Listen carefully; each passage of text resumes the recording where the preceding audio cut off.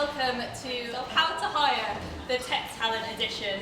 Firstly, big thanks to the guys at Balderton who are not only hosting us this evening, but are also our investors, so thanks for having us here tonight. I'm Kelly, I'm one of the account managers at Workable. Firstly, quick show of hands, do we have any Workable users in the room with us? Oh, cool.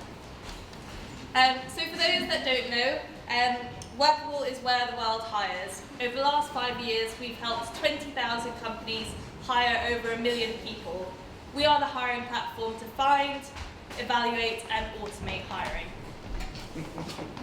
Thank you. We are amazing at finding candidates, those that are both actively looking and those that are also not looking. We'll also help triple employee referrals. If you want any more information about Workable, feel free to grab me or one of the team who are around, if you can wave. I think they may have gone to get more drinks as well. Good. Feel free to speak to us afterwards. And without further ado, I'm going to pass you on to our panel host this evening, Matt Buckland. Hello, everyone. Thanks. Don't all clap. That's fine. Save your applause. Please save it. Oh, you are. Thank you. Hello, everyone, and good evening, and thank you all for coming. So this was an event that has already been hosted 2 other times, not here, once in San Francisco and once in Boston.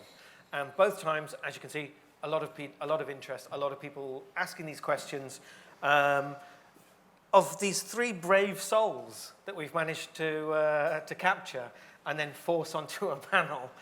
They don't know what's in store for them. I've got some questions, so what we'll do is go through my questions first. They may answer some of your questions, but then we're going to throw it open to you as well. So if you've got individual questions like, if I said this, would you hate me? If I did this, would you set fire to my house? All of that sort of stuff, you can ask these people, and they will come back with very honest appraisals. This is your chance to speak to a captive audience of the exact people that you want to hire. And I can tell you they're the exact people, but who better to tell you than the people themselves? So if you want to go down the line and introduce yourselves, tell us who you are, tell us what you're doing now, maybe tell us a few interesting facts from your career, and if you don't big yourselves up enough, I'll go, no, tell us more, like that. So don't be afraid to sort of go too high with this. No arrogance is inferred. Go for it. Paul. Hi, I'm Paul. I work for RVU. We're based down near Tower Bridge.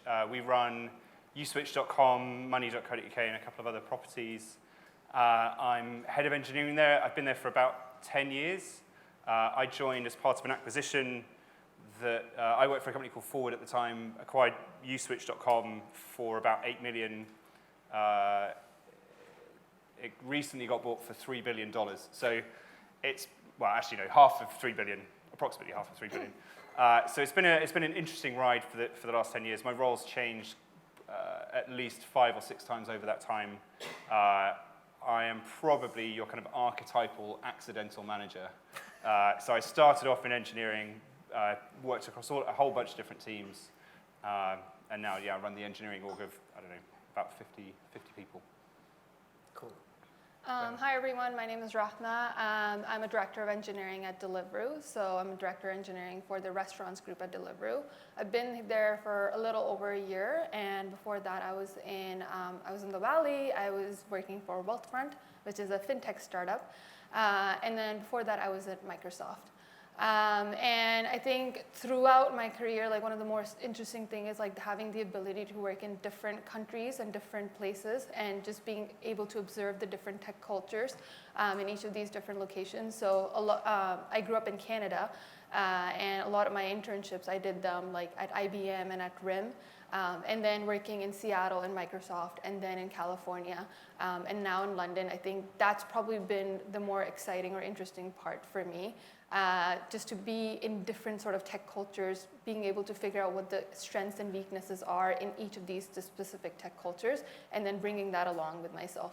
I wouldn't say I was an accidental engineering manager, but I was probably a little bit more of an accidental engineer. I wanted to be a doctor like my entire life, and then I just randomly ended up applying to engineering when I was applying to other schools out of high school. And yeah, I ended up just choosing electrical engineering because I didn't know much better. And I was really lucky that it was tied to computer engineering. And I ended up like finding something that I really enjoyed and a career that I could build up into. So. Cool. And Dave. Okay, hi, I'm David and I'm alcoholic. No. So I'm an independent software consultant and accidental best-selling kids author. It's a true story for a multitude of strange reasons. In prior lives, I was the chief technical architect of the company Just Giving. I did engineering culture at Just Eat, no relation. And I've been through a bunch of other, I did the replatforming work at the train line with them. I do big web scalability, leadership, culture things. Every job is different. That's why I like it. Everything is different. It's all about the people. What were the books? The books. I mean, you can buy my books on Amazon. No, it's great. Do you have an affiliate link? I'll do that. Yeah, here is my affiliate link. No, Get Coding, which bizarrely is now translated to 7 different languages. It's very, very strange getting a South Korean copy of your own book that you can't read the title of and you can't Google it just to give people links to buy it because it's in Korean. And Get Coding 2, conspicuously. The first one's about building websites. The second one's about building video games for 8 to 14-year-olds. Cool. So of the recruiters in the room, who thinks these are the type of people they would like to hire or at least be talking to? Be really nice to us. Come on, everybody. We're not far off, right? We're not far off. At least these are. So what we tried to do was to get people who you wouldn't just fire off an email to. These are the people who you would think, as I was when I was a recruiter. Now I've been out of it for a year, but when I was a recruiter, where you think twice before hitting send. Just those people where you're the right type of afraid. That's this panel. So for me, I was a recruiter and now HR, boo, here's boo, HR, for about 16 years of my career before I joined Workable. And I've worked at companies large and small, so large like Bloomberg and Facebook, and then small like Secret Sales List, VCs like Forward Partners. ThoughtWorks is now a big company, isn't it? Yeah. Don't you think? I work with Paul at ThoughtWorks. And Marissa. Companies all over the world as well. And all of my career, I've been tasked with finding people like this, which is a lot easier if you get them to speak on a panel. They all said yes straight away.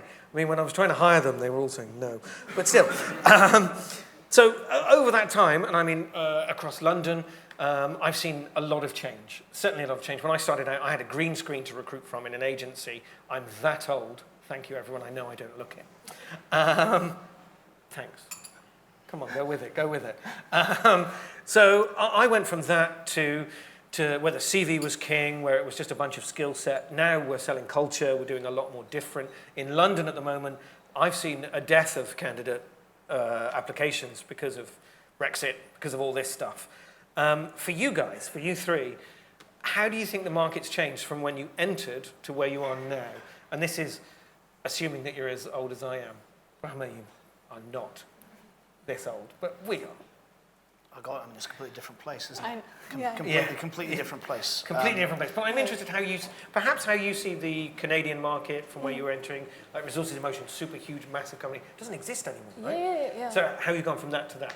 But, So I would say, I think when I initially started, like my experience started from university, right? It was about finding internships. And at that point, I didn't really know any better. So it'd be like, okay, well, what are the top, tech companies that I could think of that are still around? Because location was very important to me. And it would be about going there and applying to them. We also had like student co-op programs and stuff.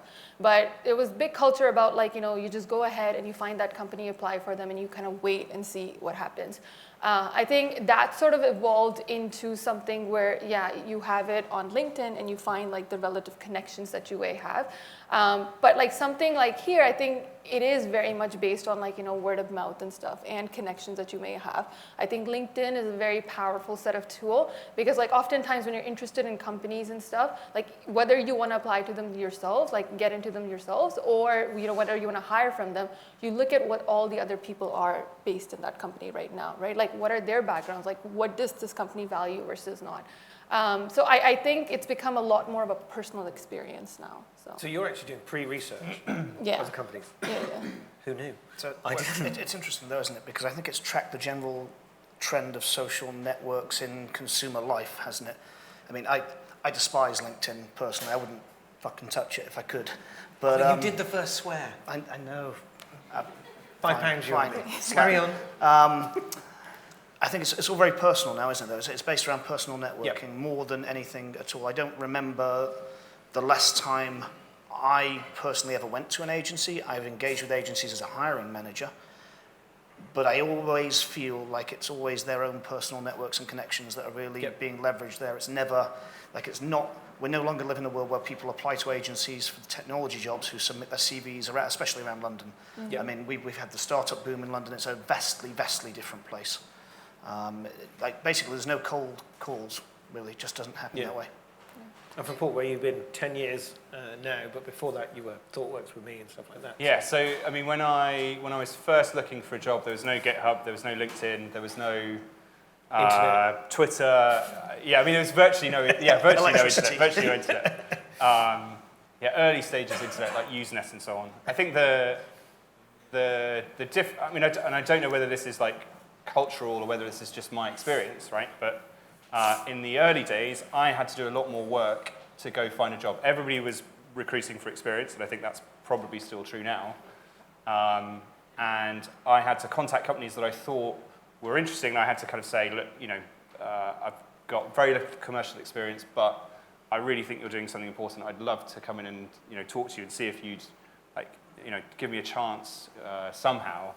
I think nowadays that's kind of flipped a little bit. So a lot of those kind of platforms, so things like GitHub will give a way of you kind of finding and connecting with people. LinkedIn is the obvious one. Even things like Twitter and so on. I think the more events there are, all of those things help bring those, bring the kind of two sides of those platforms together a lot more readily than they used to. So it's a very, very different experience to where I was. I think nowadays you just feel like you feel so much more confident that you could find work if you needed to. Yeah. And so, as entitled as it sounds, that you can essentially let work come to you. You could find work if you needed well, to. I mean, it's ridiculous. It's one of the most in-demand profiles. This is what 10 years in one company will do for you. You don't even know. If we stepped outside now. Yeah. So I think things have changed quite dramatically. I would also say there's a strong emphasis on like personal branding now. And actually, whether that's from an individual's perspective or whether that's from a company's perspective. From a company's perspective, it's about blog posts, right? It's about getting out there and talking about what you're doing as from your technology perspective, what sort of code you're writing, what areas you're interested in. And then the same thing goes for the person itself too, right? Like, I would be a little skeptical about hiring someone who doesn't have a LinkedIn profile, because I'd just be wondering why that, what caused that, right? Why don't you want to exist on the internet? Exactly. What are you hiding? Well, if I can't Google you. Yeah, exactly. I'm not in. Yeah, I'm really not in. It's a little. So this is nice. This is now your experience as like hiring managers and stuff. Yeah. So this is one of the benefits we're going to get from this panel, which is they've been there in our shoes as well. One of the things we're asked to do as recruiters is to not only just get one or two of you, but to build a pipeline. Now, talent pipeline is a big thing in our world. I don't believe it really exists. Because it's a statement of control over your free will, which I don't think we have, right? Nope. As you said, I think I'm entitled to look for a role. No. There are now, I think it's like 7 job opportunities for every 1 developer in London. I think that was the thing I read that Indeed published recently. So you've actually got 7 roles waiting for you, you just don't know about yet. So my way of contacting you is either a LinkedIn in-mail or an email to you. What works? What are those things? If I cold email you, if I just, is LinkedIn, if you get a LinkedIn message, so I get a LinkedIn message and it doesn't go to my inbox here, I don't get a notification about it, I just have to go to LinkedIn and look at them. Is that tertiary, is that secondary, tertiary? Events. Is that too much? Like how does it work? Events. How do I get your individual attention? Events work better. So here's a life hack for recruiters. Turn up and sponsor events and actually stay for the whole thing and stay in the bar afterwards. And don't pitch, just make friends, right? Because when people come to me asking, hey, I'm looking for a new role, and the truth is people will come to me before they come to you. They will come to their network before they come to specific people dedicated to hiring. Yep. And I don't have a list of jobs to give people if I'm not hiring, but I will say, I do these events here, and here. And actually, these guys always turn up, and they seem to know the market, and they talk to the people. So if you're looking for something in that area, go talk to them. And I will pass them on to, and it's nothing to do with some trite mercantile sponsorship thing. It's just, hey, these guys have been in this 'cause space they're top of for a mind, while, or- they're there. Yeah. And that's how they keep awareness. And there's a couple of recruitment firms I send people to. I don't even know if they're any good, honestly. I just know that they're present. Great. Right, and that's Thanks for a that vote of truism, right? confidence, So David. you can suck as hard as you want, as long as you turn up. Yeah. So just be present. There we go. Yeah. Wow. Corporal form. LinkedIn, email, what's going to get your attention? I think, again, it goes back to the whole personal aspect of it. Like, if someone just cold emails me with, like, some generic thing, I'm just like, thank you. Like, you know, you picked 100 people, and, like, I'm part of your spam circle. Do you feel that, though? So this is something, so a lot of from our side, it's like, quick, I've got to personalize this. So I'll look, hey, loved your experience at Microsoft, and now you're here, and I love this. And we go to great lengths to do that. Is that, do you just go like, that's horse shit, I don't need to deal with that? Okay, So I forget would- that, guys, that doesn't work. So I would at least think that I'm like, okay, at least you put in a little bit of effort there. Yeah. I think the thing So that... we get credit for effort. Yes, you do. I've had, like, I mean, I'm also serious, I'll take anything. I've also had recruiters put in something really interesting, sometimes like even a joke, or like just sometimes something really just out of the ordinary, and that does capture my attention. Give me an example. I'm going to put you on the spot. Because I get a lot of emails from recruiters trying to do business with Workable and me, and their emails and jokes are terrible. Totally Like, agree. not I've had even something like, really... oh, that's so bad, like a dad joke. Just like, this is a waste of my eyes. I mean, I'll pay attention to a good pun. Always a good pun. A good pun. Honestly, a There good you pun. go. There you go. But legitimately, there's a thing here, isn't there, where my favourite recruiter email ever, I remember this vividly, was, hey, brackets first name, brackets last name, with the list of every single person CC'd on the thing. And the great banter chain of reply all, like, kept on giving for about a week. Just and it was just like, destroying- oh, I actually know all you guys, cool. Like, Just destroying, it was yeah. horrible. It was a massacre. Not good for us, though. No, but it was funny.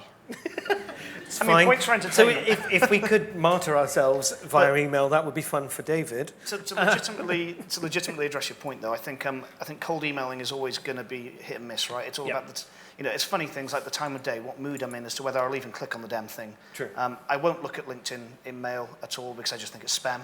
Yeah. You've gone to the Sorry, effort to get LinkedIn. my actual email address and email me. You're already over one hurdle, so email over LinkedIn 100% of the time.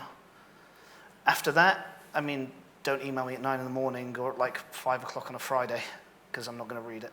What's a good time?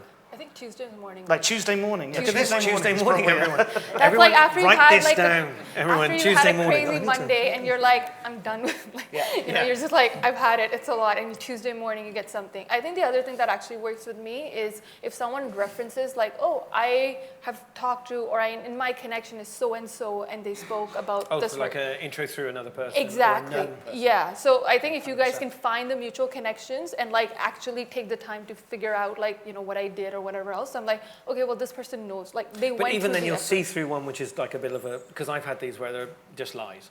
Oh. Your best friend Bill said I should call you. I mean, don't Shush, lie. Siri. Yeah, I wouldn't say lie, people. I think it's Yeah. also actually being relevant, isn't it? Like actually, like do your homework. If you're actually going to cold approach, like cool, go find my GitHub and look at it, and don't pitch some job that I'm blatantly not going to do. Like basically, if you have one chance, and if you end up on the shit list at that point, like oh, you pitched me like a mainframe job in Norwich. It's just like I'm kind of not. Is it mainframes Not or even Norwich? Which do you hate Norwich. more? It's Norwich. I mean, my Alan Partridge tour, notwithstanding. Come on, the radio's good in Norwich. Yeah. Paul, do you get lots of emails, I'm sure? I do. Which are good, which are bad? I mean, would recruiter ones, not Yeah. just like people you work with. general emails, yeah. I think the more specific they are, the more receptive I am to them. I've kind of softened my opinion on LinkedIn over the years. I feel that, I mean, one of the interesting kind of signals is people emailing me at like, I don't know, 6 o'clock on a Saturday evening. I feel like if somebody is emailing me for a job at 6 o'clock on a Saturday, that they're kind of up against it, and there's no way that that's a good job to take. So See, we get plaudits for that. On the agency, my days in the agency were you would get credit for that. Yeah, You know, I emailed him on Sunday. Yeah. yeah, so I discount those mostly instantly. I get, I would say 3/4 are probably like, you know, I've got this great fintech offer. It's blah blah blah blah. You know, are you interested? And I I think there's a kind of a hierarchy almost where it's like, are you interested in doing .NET? I mean, a decade ago, possibly, if I had to, but like to Dave's point, I think nowadays it doesn't match up with what you're currently up to. So it's clearly out of way outside the realm of possibility. Then it gets a bit more specific into are you interested in joining a fintech startup? Well, I don't know, maybe.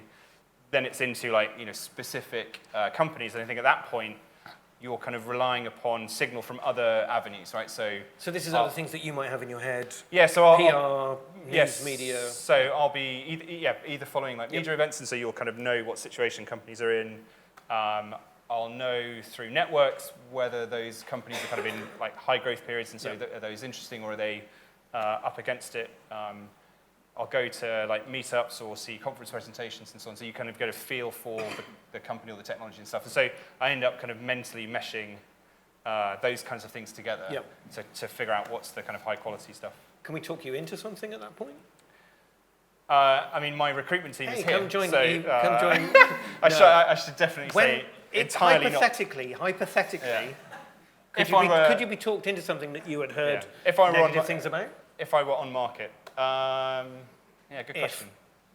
Because that's something that we have to do, right? There are probably some people here who work for brands which are less sexy than the Facebook, Amazon, Google, all of that sort of stuff. Can they talk you into these things?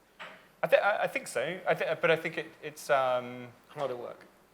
Well, I think it would be hard. I think it's hard to expect a recruiter to do that. So I would say, the vast majority of signals that I would take on whether or not to consider applying for a job, some of it's almost like the interaction you have with the recruiter is important to know whether or not somebody is giving you the time to kind of help you through the process or show you the kind of care and attention that you want when you're a bit nervous about doing something. But they can't change what the role is. Exactly. Yeah. And so in that situation, I'm not expecting a recruiter to kind of say, look, there's all this amazing technology or all these amazing people. Yeah. I'm instead relying on what you learn in other places to get that same data from. Cool. It's worth remembering that obviously everybody talks. So if you're pitching a job for something, I will already know what the company is like, or I will have a way to find out separate to you. Yeah. So if we're really secretive about the company, we all know who's hiring. We all know what the culture's like inside companies because people talk and share, especially if you go to events or on the speaker circuit, or are just in WhatsApp groups full of people that work at different places. We all talk. And that's definitely different than it was, right? So being able to track and follow those things. Back channel kind of references. Yeah, I mean, exactly. There's just so many more places as a candidate that you can learn that information from that didn't exist. Does the recruiter gain authenticity from acknowledging those? If there is something about the company, I think I'm not naming anyone to be diplomatic, but if there is something, does the recruiter gain authenticity like, hey, I know that in the past you may have heard this stuff, but what we're doing now is... Yeah, I think I appreciate honesty a lot. I think, a lot of times recruiter will also be like, this opportunity might not be right for you, right? I think, the moment they're able to think a lot more logically with you to go hey, what is it that you're looking for? And we can try to see if something can come up here, right? The moment they can get to the side of I want you to help you find what is best for you. Yep. Rather than I just want to sell this job to you. They're asking you about it, is this, I think this might be, yeah. Let's run it by you, rather than, this is perfect, this is amazing. Again, the harder sell you're going to do, the harder you're going to come at something, the harder the person's just going to push away from it. Yeah. I've also, been quite receptive to, the recruiters or, the set of people who reach out to me and they're just can you just grab coffee, right? I just want to learn a bit more about your experience. I want to, and sometimes if I have spare time, I'll be yeah, sure, I'll learn about that role, right? It's a very casual sort of setting, and then over time they will build that relationship with you. So that is also, I think that, the amount of investment they do, whether that's in the email, whether that's to become relevant, whatever else it is with you, I value that. So. And which at your guys' level, you probably expect, right? You have kind of an expectation that you're not going to just go, yeah. And I think also, actually, you make a good point that it tracks on experience as well, because I think the higher up the experience tree you get, there's also the fact that I prefer honesty. There are lots and lots of great jobs at really crappy companies, right? And the more experience the candidate has, often they are fixers. They are people that are there deliberately to drive change into places. So don't sell the crap company as oh my God, it's a thing. It's look, this is an interesting opportunity. You can turn some of these things around. Tell it how it is. Just be honest. Say, yeah, 'Cause cool, often the place the isn't great at the moment, but we need to fix these Is problems. it often Here's the an case that enticing job. acknowledgement of the problem is more interesting to Exactly you that. than selling? I remember when I worked at Facebook, one of the rejections I had over the phone was, what would I do? It's all done, isn't it? Yep. Yeah. And you're like, well, no, shit's on fire over here. And they're like, oh, wow, okay, I'm more interested in the fire. I'm more interested in putting out the problem. Yeah. There's nothing wrong with Facebook, by the way. Everything is fine. It was many years ago. But always on fire. It was many, many years ago. So say we've got your attention. You're in my recruitment process now. I've put you in an ATS or a recruitment platform, a very good recruitment platform. I can't think of any. Workable. Say something like that. So you're in our recruitment platform. It's amazing. Everything is going brilliantly. What can I do to really annoy you at this point? I invite you in. Here's a 10-hour coding exercise. Could you draw me a decision tree on a whiteboard? Go. What are the worst things that you've been asked to do in an interview that make you just go, I'm not doing that? Obviously. A massive point there. People that write bad coding exercises, like they will turn people off. But at the same time, so define bad for us. Takeaway coding exercise, long time. Long. Okay. Takeaways. So all of the coding exercises I've ever set, less than an hour, completable in half an hour, take home. It's not about. Say it again. They're less than an hour. Designed for half an hour, and take home. It's not about quizzing someone on every single aspect of the thing. It's just basically a shit filter for your basic competence. Like I've used them in place of phone screens. Yeah. Alternatively, if you have a public presence, just show me some code.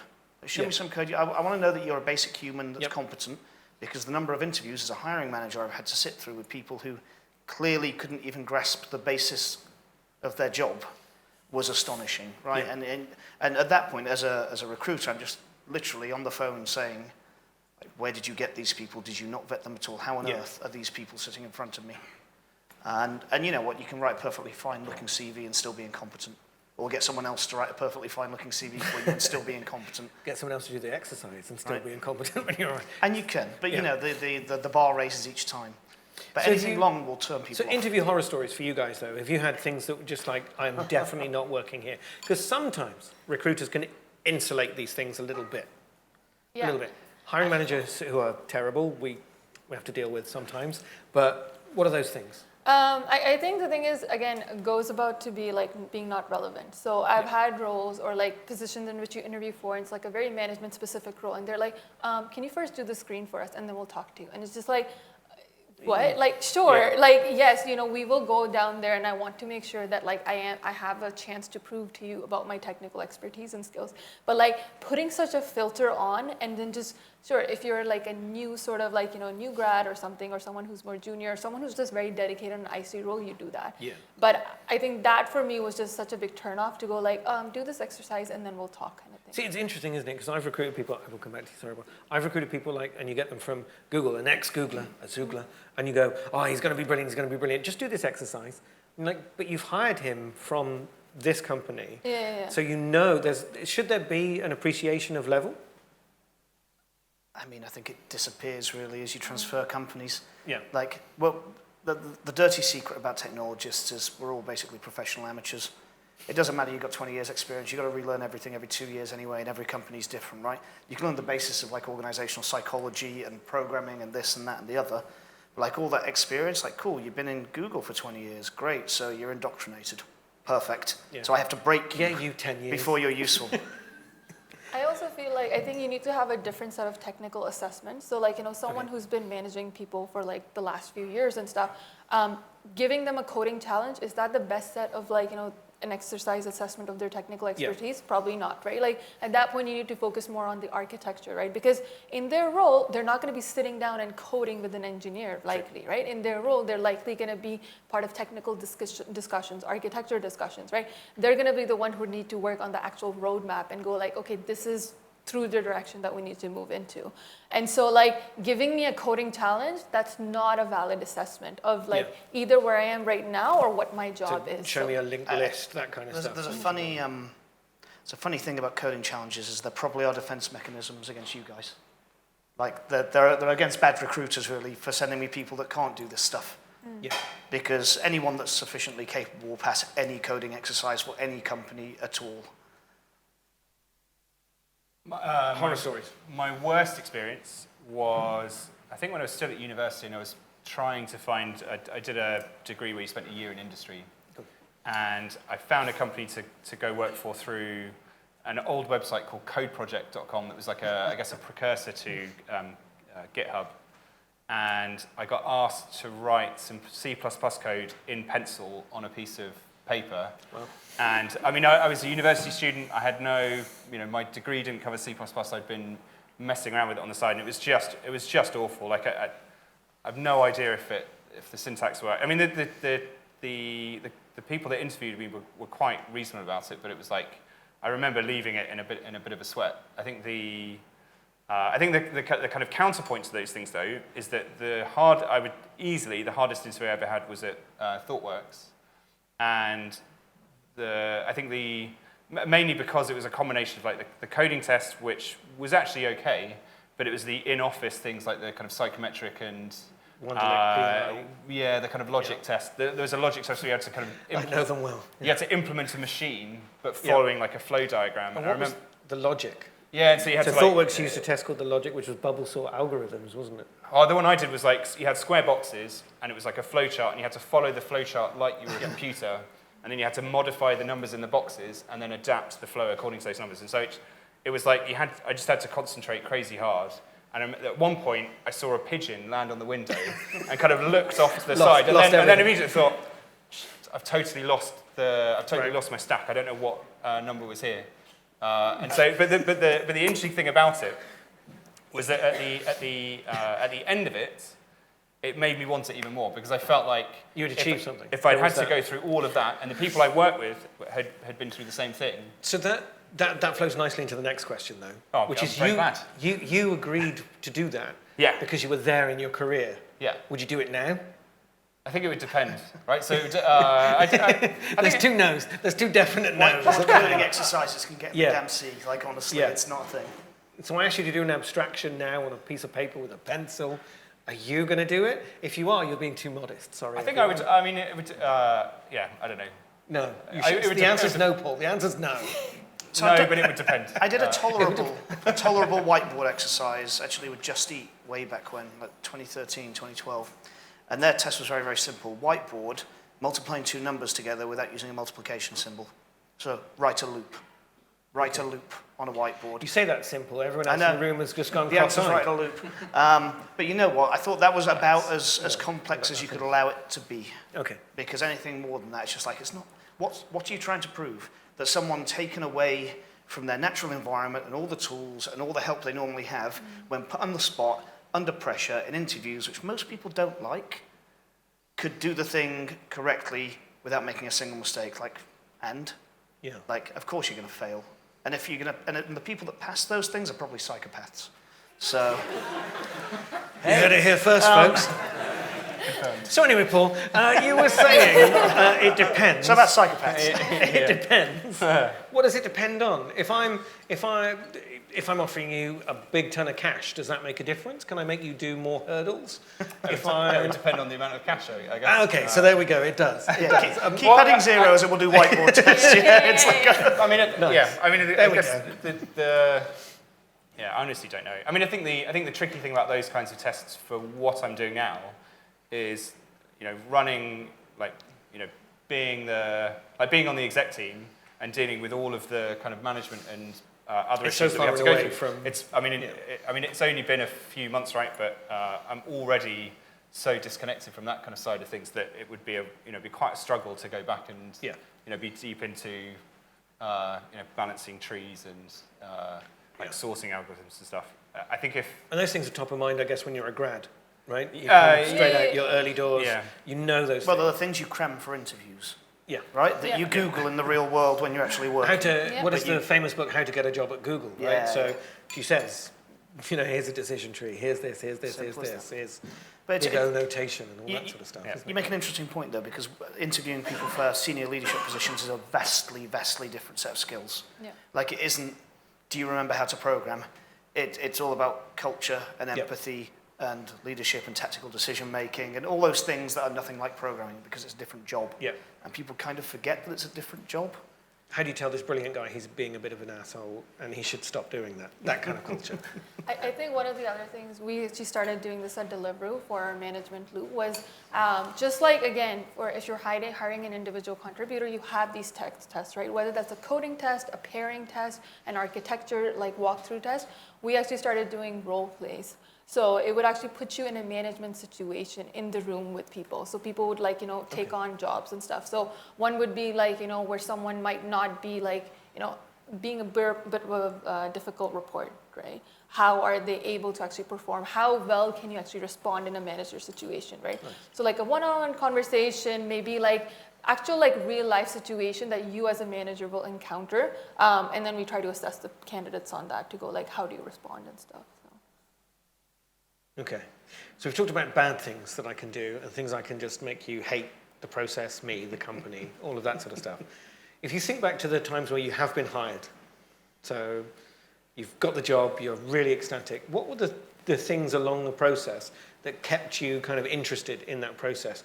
For my horrible, evil sales training at an agency, it was the emotional bite point, right? So that I would keep you there, that you would say yes. And if I leave you like 2 weeks alone and I don't talk to you, obviously you just get bored and go away. But what are those things along there? So I look back to companies I've worked for. We have, in the time before you said yes and I managed to get a contract out to you, I've sent you things in the post, I've welcomed you, I've started the onboarding process earlier, this kind of stuff. What are those things in that process that keeps you alive, that keeps you kind of not looking the other way, because you're being courted by so many people, all these fancy people. And you're like, yeah. Can you think of things? I think, I think it's a fairly common theme to the other points we talked about, which is making it feel like it's somewhat personal and connected to me. So I think the degree to which somebody kind of says, oh, how's it going? The last test went well. We'd like to set you up to talk to some of the teams that you could work with, or take you out for lunch or something. Like, I think anything like that which... So getting to meet the wider team. Yeah, exactly. I think anything which kind of like extends the on-ramp out. Is that like so you can make the inference rather than me saying, oh, it's really cool to work here? You can make the inference that it's I think a decent that, place. Yeah, I think there's a degree... I'm trying to think on it. I would say probably it kind of expresses a degree of authenticity around it. So it's like being able to meet the other people demonstrates that you're entirely comfortable with me meeting people that I'd be working with and get a feel for like what problems they're actually facing. So sometimes as recruiters we should get out of the way. I think you need to be there for like that handover. So it's like you need to kind of introduce people so that it's not like an abrupt. I don't know. In software, you were go for coffee with James. Like throwing things. That's weird. Throwing things over the wall. Yeah. Like being able to kind of know that there's somebody that you recognise that you've spoken to already that has already understood what you're about, and then can kind of say, right, let's meet up, we'll go for coffee, I'll come along, I'll tell them about you already, and so by the time you get there, there's a degree of familiarity. I think anything which makes it feel more connected and personal would be something that I would respond a lot better to. Yeah, Sorry. Please. I was just going to say also just how on top of everything, right? Like if a recruiter kind of drops the ball, like that gives me almost like an early signal of like, okay, how messed up things are inside the company, right? And it's just like, well, okay, you guys can't even like, have the decency to hire or keep me through the process properly. Yeah. Like, how are you gonna like, you clearly like a lot of things internally like must not be also working right. So let me give me an example of this. If there's nothing going on because I'm waiting for feedback from a hiring manager, I should email you and say, hey, nothing going on at the moment, I'm just chasing in for feedback. Would that be good? Yeah, I think having visibility, keep on. having connection and visibility into a process, I think that's just very important. Like, you never want to leave anyone in the dark kind of thing, right? Cool. Like, you just want to go like, hey, it's been 2 days, like, it went well, we heard this, we heard that. They go 2 days, everyone. 2 days is the cutoff point before Rahma wants to know what's going on. Yeah, we're good. I've also, by the way, had cases where I have literally called, spoke to a recruiter and go like, no, I'm not going to take it. But it was literally her persistence that ended up changing my mind at the end, because she just won't. She's like, who else do you want to meet? Who else do you want to talk to? Like, what else do you want to do? Like, so it's offering up other people in the company to do it. Yeah, she's just like, what is like, what is right now preventing you like from like accepting this job offer? Like, why would you not do it? Who remembers that question from their agency days? Because I remember this. What's stopping this from becoming a yeah? So I guess that's the thing, isn't it? From an agency hirer, yeah, what I want is economy of communication. So only communicate with me when you have something to say and tell me exactly what's going on. Like, be perfunctory, being visible. From an internal hiring perspective, I'm kind of looking, kind of what Paul said really, to understand, I want access. Yep. Like, if I'm on the fence, like, cool, let me meet your teams. Yep. Let's go for a drink. I want them to tell me what sucks. Like, I want to know what tell me the truth. I want to know the truth. Because otherwise I'm going to get there on the first week and discover the truth and be very, very upset. So just economy of communication, I think. And also, don't email me every 2 days. Like, don't email me stuff like I will literally. I will literally just. I don't think I'm normal. Unless it's so I'll just go blind to that. Unless it's meaningful, right? Yeah. If there's something to say it. Otherwise, please say nothing. Don't call me just to say, oh, I'm still here. Like, I don't care. I'm sure you're still here. It's your job. That's hateful. No, You're a horrible man. recruiter like leave in the middle of the recruiting process. Like, this person's no longer with the company. It's like, what? I've had that. I'm sorry. I'm taking over the recruitment because he's died. That's fine. It's dark. I actually had that. It was dark. Oh, really? It was dark. Last question from me, because we're very lucky because you're actually all more senior than the other panels that we've run so far, I think, and you've all been hiring managers. So a chance to ask a tame hiring manager panel something is something that we don't get often. If I give you a CV, what's good on a CV? And don't refer to your own CVs, because I know that all of your CVs are going to be terrible anyway. But what do you look for if I say, here's a person? You don't even have one. There you go. So what are you going to look for that makes you go like, yeah, I'll see that person? What are those things? Oh, I'm horrible. I'm the worst. I'm the most brutal Surprising. CV reviewer in the world. CVs are a performance. You have one shot to make a really good impression. Spell check the damn thing, please.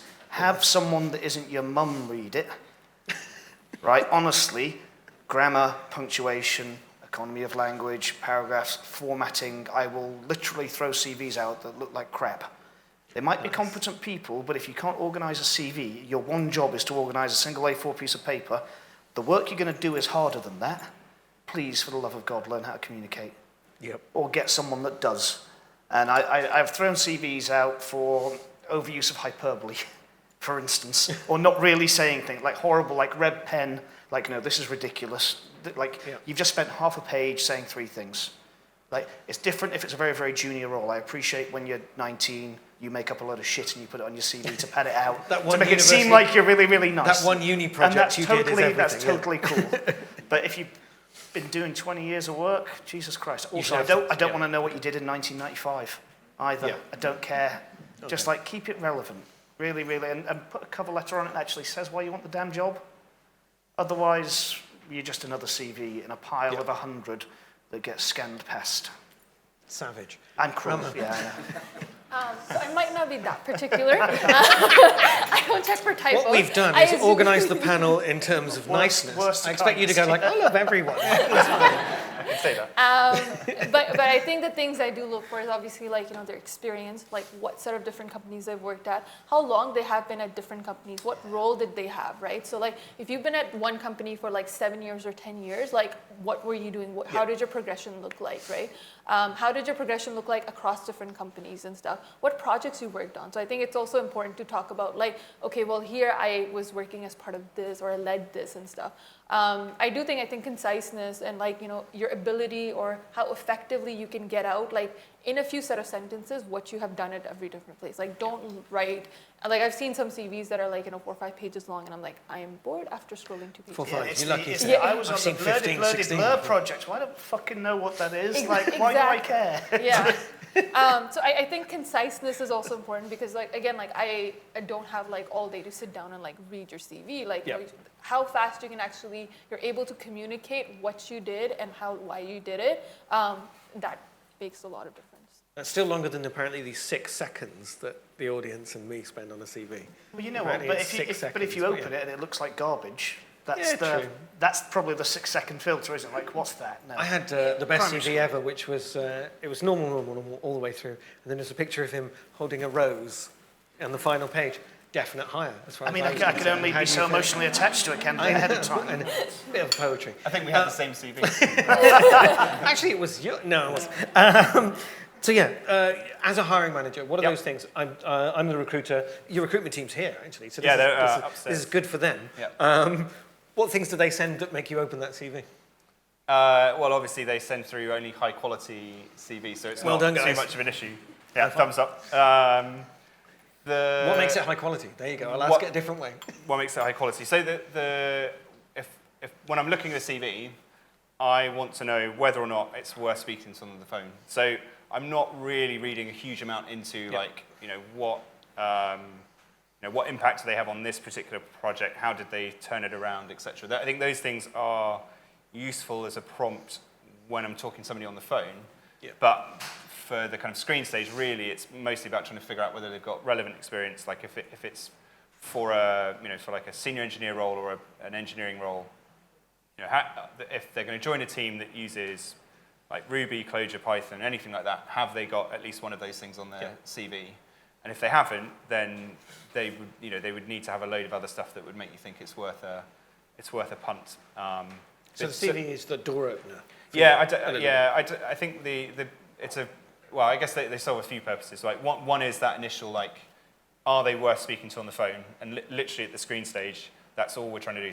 So one of the processes we run is when candidates send the CVs in, we get a group of people together that then review all of those, and we just try to go through those as efficiently as we can to say, right, they're worth getting on the phone. There's enough information signal in it to qualify them. Maybe there's a slightly longer debate about people that don't have the obvious things on there. And then when it actually comes to speaking to somebody on the phone, it's useful as a kind of talking point thing. So you can say, I see you worked on this project. I mean, I remember seeing something about it at the time, sounded like it was really hard. What was your experience of it, etc. So it's useful as a crutch to a conversation to then. It's like the blunt instrument that gets you through the door in the first. Yeah, it's like an icebreaker. Yep, cool. Yeah. We've done so many metaphors there. I loved it. Thank you. Cool. That's the end of my questions. However, there's sort of 50, 60, 70 people in the room who I'm sure have more questions for my captive audience. Dara is around somewhere. There's Dara. Lovely Dara. Hi, Dara. Dara has a microphone.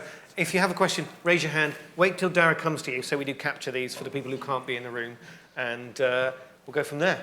Go for it. Who has a question? Hi. Firstly, thank you very much. This is hugely invaluable. I've been in recruitment for 13 years, and even I've learned something new. Thank you very much. A question for each of you. How many in-mails do you receive a day? LinkedIn in-mail. That's a good question. I honestly don't know. Because you don't look. I see them come in. I don't log into LinkedIn. I see them come in through my spam email, filter. And generally I would skip it unless it seems like something that's a bit more relevant. So This is working. What would make it grab your attention then? as I was kind of alluding before, I think the more specific it is. So if it's just like, hi, I've got an engineering role for you, I virtually always would put that kind of down the pile unless I was having a really terrible day and needed to get some fresh air and go through my email. How about if I found you on LinkedIn and contacted you in another way? Twitter, for example.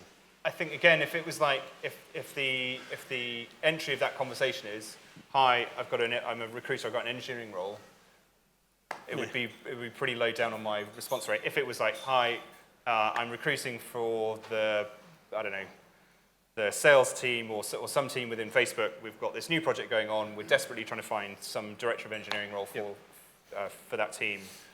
You've got a load of experience, blah, blah, blah. It's quite a subject line, Paul. Yeah, no, it's not a subject line. But I mean, I'm on your side. If I see anything like that, if I were to see anything like that in the body, it would immediately make me much more likely to. It would spark a little something. Yeah. Rahma, emails every day? Yeah, I would say around at least 5 to 10 in that range. And then I think it goes back to similar, I get certain things of I'm looking for this developer and I'm just did you even bother looking at my LinkedIn profile? But again, it goes back to something interesting. So if something either personal, so I heard about you from blah blah and they talked about this or that, I'm probably more likely to not talk to that person. Or if they just have more of a free-flowing, less of a sell attitude of oh, do you want to meet up and talk about this experience or that experience? Or I have this opportunity, maybe it would be of interest to you. I think those are usually more captivating. So. Yeah, I could say I log into LinkedIn maybe once every 3 weeks, mark everything as read after skimming down. But to answer your question, I realise my microphone's here now. Just want a higher cut top. Call me, tweet at me. Yeah, I'll reply to that. Like if someone finds me on LinkedIn naturally, then like my phone number's on my webpage deliberately. You can phone me. Not so, please don't all phone me. Please don't. Also now appearing in phone boxes. X-Direct. But legitimately, if someone's gone and realised that I clearly don't maintain my LinkedIn, go phone me, and that'll be more interesting. So like, that means you've actually find you on LinkedIn and look for where you're active would be exactly. a better way. Because some people hate Twitter, it's the same thing you were saying. It shows that you actually read the thing. You read the thing enough to go and do the leap to work out how to actually get in contact. To go like one step further is more authentic. It will get you a little further indoor. As long as it's personal. The simple subtext is, if you're taking the effort to actually phone or send me a personal email after finding that, it means you probably actually have something to say that's worth listening to, rather than just spamming 1,000 people. Oh, you stopped working. Cool. Another question. Sorry, did that answer your question? Did we get there? Sorry. Hello. Next question. Hello. I'm just open to the panel. I mean, as recruiters, we a lot of talk about responding to cold emails and emails, etc. We tend to, particularly in engineering experience, diminishing returns on that kind of approach. Our friends at LinkedIn would have us believe that a more content-led approach is a better engagement. So my question to the panel would be, have any of you, got a job through engaging with content that wasn't maybe blatantly recruitment oriented, but had a kind of a recruitment edge, and sort of ended up getting a job at a company you thought, wow, they're doing some really cool things. I'm kind of interested in going there. So do you mean like the classic, hiring notes in the headers of a HTTP request, weird avant-garde adverts, places, or maybe through like an engineering blog, something like that? That's a lot of the things that we do a lot of the time. So have you ever been interested through an engineering blog, seen content that we've put out, like, oh look, we've done this cool thing? Blogs are good reader culture. Or also we will either do it ourselves or pay LinkedIn to target that kind of content at the people that we think will be a good audience for it. And it will be something that our engineers might be doing, on like a talk on, I don't know, swapping out algo for Elasticsearch or something like that. And would you, or have you ever engaged with that kind of content and ended up getting a job? Because that's what they're telling us. I don't read the LinkedIn content feed whatsoever. It's just OLED. I don't know whether it's just me, but that was loud. I did get a job off Usenet once. True story. How many years ago? True story. In 2009.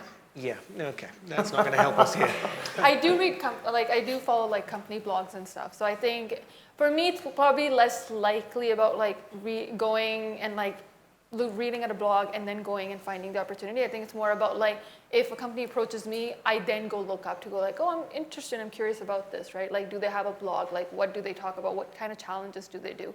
And I think, like he said, it's a very good view into how the culture of the company is. So. It definitely raises the optics. Yeah. I know it sounds like a rubbish thing to say, but it does. If I see your blogs rumbling along or see them shared occasionally on Twitter, if I'm looking at the market, I might think, actually, it goes in at some level. Yeah, it's like what you said, where you hear the PA, you hear PR from a company. You're definitely going to be aware of newsthink. Yeah, I think it's anecdotal, but I would say there are probably very few engineers that are kind of reading articles on LinkedIn regularly. So, again, anecdotal, right? Of the people I know, of the people within our org, I'd be very surprised if anybody's logging into LinkedIn to read stuff. Okay, the data would tell us that video was the most engaging content. If it was a video and it was about a talk on some particular technology. Paul died a little bit inside. I heard him die a little bit inside. No, Would you watch a video? I love videos. I would say... No, watching Avengers Endgame is not the same as, hey, Paul, I'm looking for an engineer. That's not the same. But not on LinkedIn. So YouTube... I guess if LinkedIn lets you embed YouTube videos, then you'll reach people that way. It does not, unfortunately. Does it not? It does. No, oh, okay, fine. Well, that's good news, right? No? That's not good. I think for that kind of video content, though, if your staff are doing conference talks and you promote those videos, I'm much more likely to watch talks. Yeah, that's what I mean. About interesting topics. Yeah. And certainly at that point, it's they've got some people doing kind of interesting work. Okay. Yes, that will prime me at that point to be more amenable to being contacted. But not a recruitment message. But it's not a recruitment message. A technical message. Look exactly at here's an internal talk we did. It's televised. Yeah. It's if I steal the kind of e-commerce terminology, that's like very, very top of funnel. So Yeah. it's the kind of very high stages of awareness rather than somebody that's actually kind of in market for a job or something. So But even that's interesting, I think, to recruiters who are often told not to bother with that stuff. I think Because we're tasked on KPIs, which are how many people did you get into your ATS, how many Yeah, people said yes to email. I think I've got to do both. As I was saying, I think if I was looking for a job, then I would expect to be kind of speaking to people and kind of I guess in the kind of recruitment funnels and so on. But at that point, I'm already relying upon signal that I've picked up from watching YouTube presentations from people at conferences or from Medium posts or any of that kind of stuff. So it's hard to run the attribution, but when it comes to making a decision, you're relying on stuff that you've learned before. It's definitely like more of like I would say a longer term investment. And it's hard to make a direct attribution, but it is important that stuff, I think, longer term, like that's what builds your image, right? 100%. So. And if you get contacted with an email that hits it, do you do research around the company? It's like, let's pique my interest a little bit. Maybe I'll Google them. Yeah, I mean, I get pretty curious about like certain companies, specifically like depending on what domain they're in. And if I haven't heard of that company, so like sometimes I'm just curious to know like, why don't I know about this company, right? So then I'll look it up and like, I'll try to figure out like. So that kind of breadcrumb trail that we've laid, that could be an engineering blog, videos, that kind of stuff is actually useful at that point because you'll pick that up. Yeah. Super valuable. Okay, so sneakily, under the radar. Nick, we've got, more questions. How are we doing for time? Kind of following on from his question, I had a bit of a face-off with our CEO today. We're a kind of high-growth startup in the blockchain, and he's like, when what we're doing is really cool, it's been in the news, it's great. And he's like, well, we don't need an employer brand. They'll come to us because obviously the concept is what's important, which is fine, and I get where he's coming from. But if it does come down to it, is it what the business is doing? Is that going to kill it no matter what?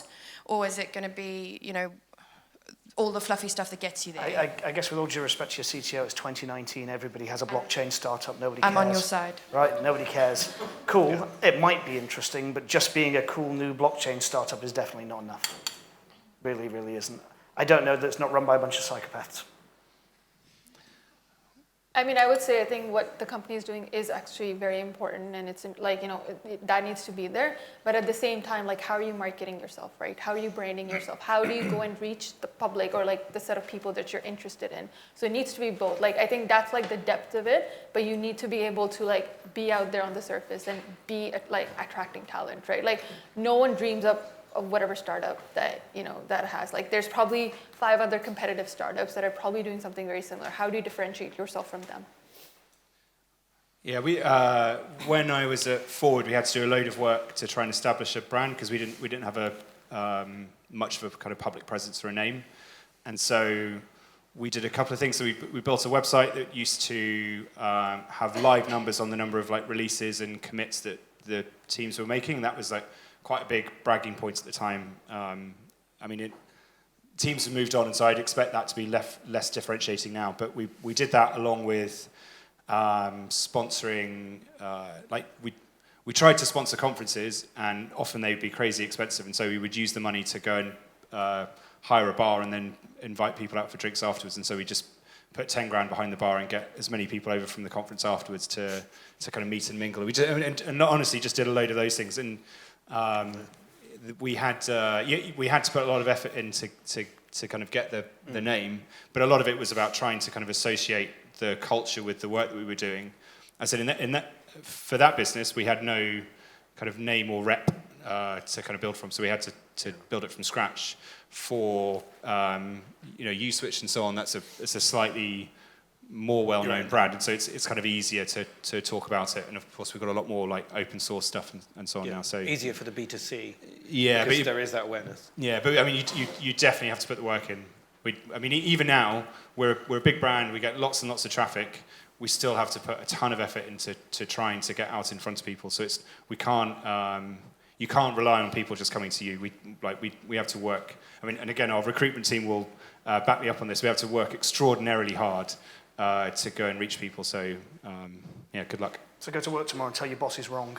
And lots of Marissa. people just told me he was wrong. We can send him the video. We'll send him the video.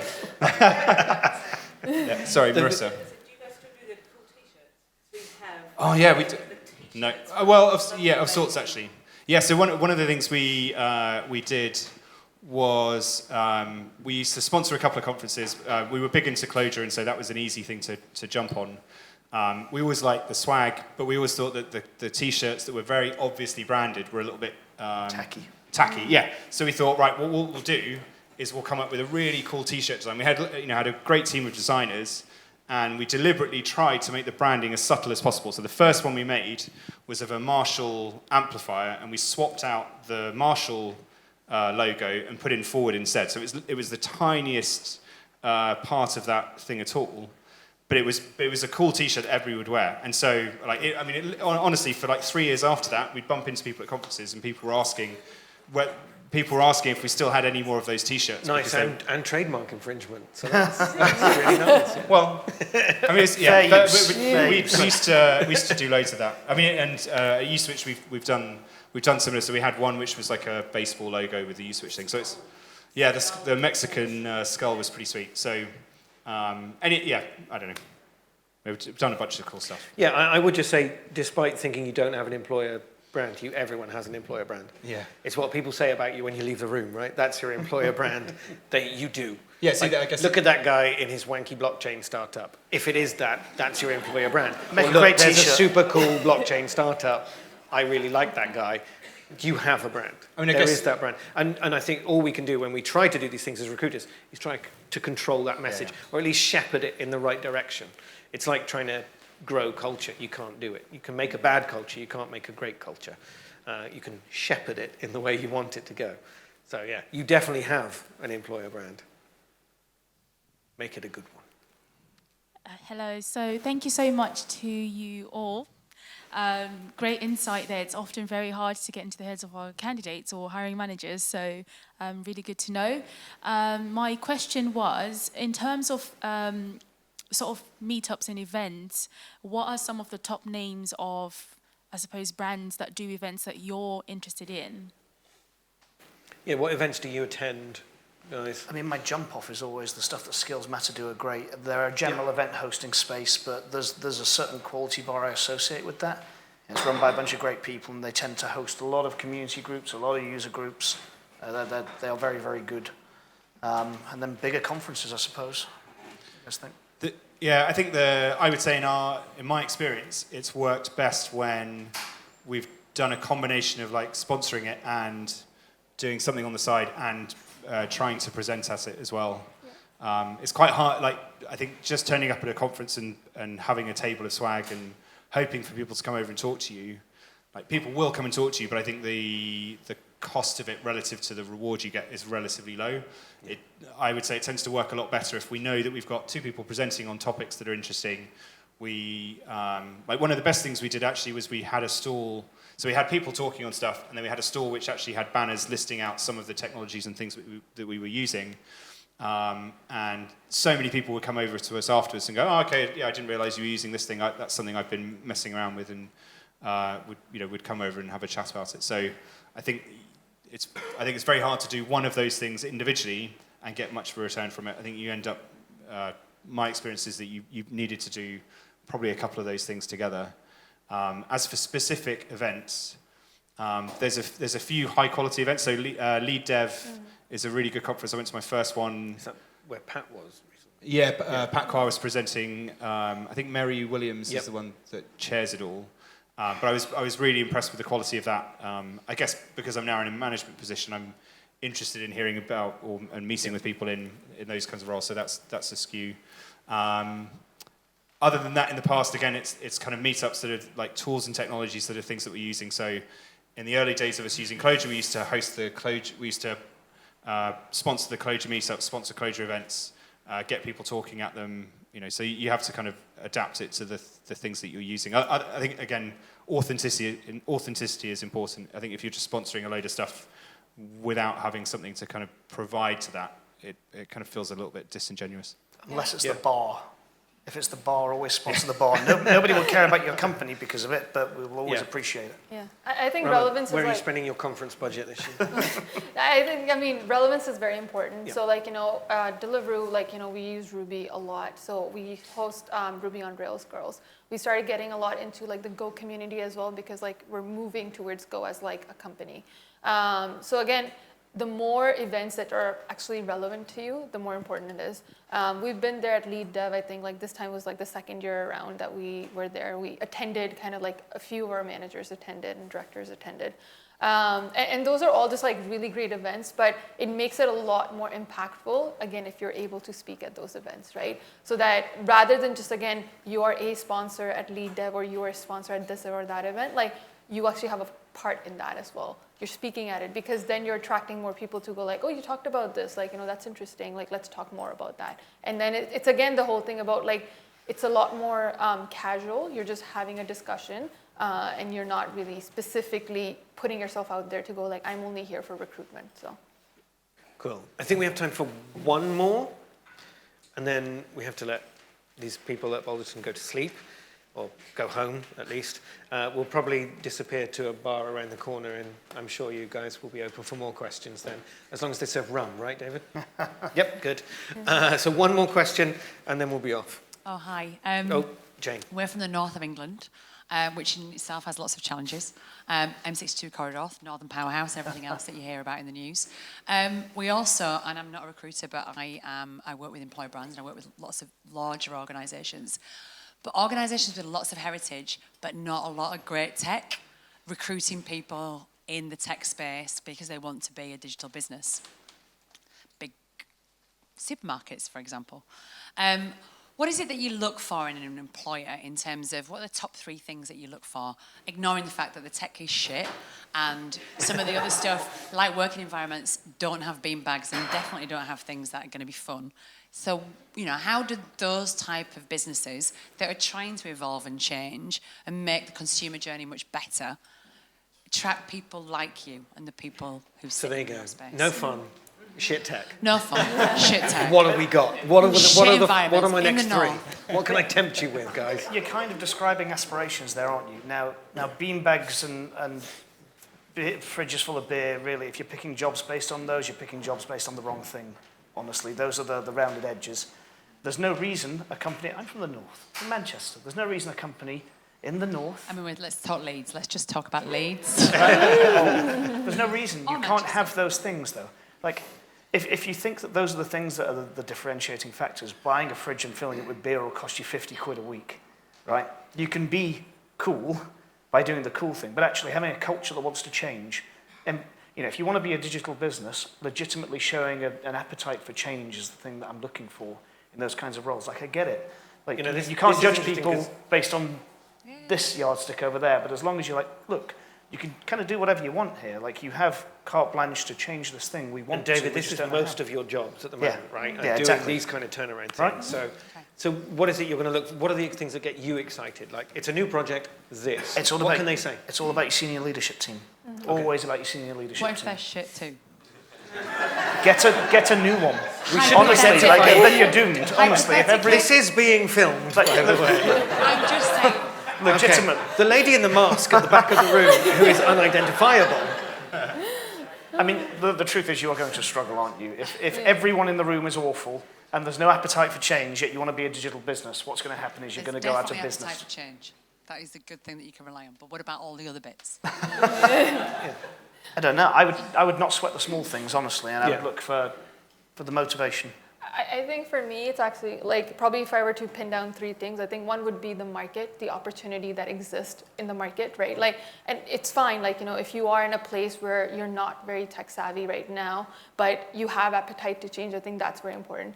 Second is, like, how much opportunity or impact do I have, right? Like, how easy would it be for me to come in and make the set of changes that would gear or, like, guide the company's direction in the direction that ideally you and, like, myself and, like, the leadership team agree on, right? And then I think the third thing is it does go back to leadership. Like, okay, fine, I come to a company and, like, it's a bit of a shit show. You come in and fix it. What am I learning? What am I getting out of it? So who are going to be the senior leaders in the company that I get to learn from? So I think, again, like flexibility, like how much can I actually do, opportunity, and then the third thing is like, what is my own growth path? So Autonomy, accountability, and agency are my three. there. Yeah, I think technology is pretty low down, I would say, on the list. If I think of the things I would select for, I mean, things change so frequently. The half-life of technologies is feels like it's shrinking rapidly, and so like trying to choose a job based on the kind of technologies or the state of the technology that a team has feels relatively low down the list. When I joined USwitch, similar number of people, but it was borderline profitable, and it was 2 years of hard work to replace and change things. The technology was not great. The environment was rough. I mean, there was no fighting, right? But it just wasn't an enjoyable, a greatly enjoyable thing to be working on. However, we had the backing of the founder of the business that bought it, and when I was at ThoughtWorks, the difficulty was always, as a consultant, you always felt like you didn't have skin in the game, and that people wouldn't take your advice because you weren't exposed to the downside. And so with Forward and USwitch, it was always an opportunity to think, right, well, I'm here for the long haul. I'm going to try and make a difference. And if I can't apply the things that I think should work, if I can't make them work here, they're not going to work anywhere. And so we just worked crazy hard because we knew that we had the backing of the founder, and so we just radically overhauled everything. We knew that we could have huge impact on things. And that was the thing that got us through 2 years of 2+ years of slog at the beginning to kind of change it around. And it's a radically different place now, but it didn't come from we didn't come into it with good technology, good processes, good environment. The fortunate thing we had was a handful of people that had already worked together, and so you had a good team to take on that piece of work.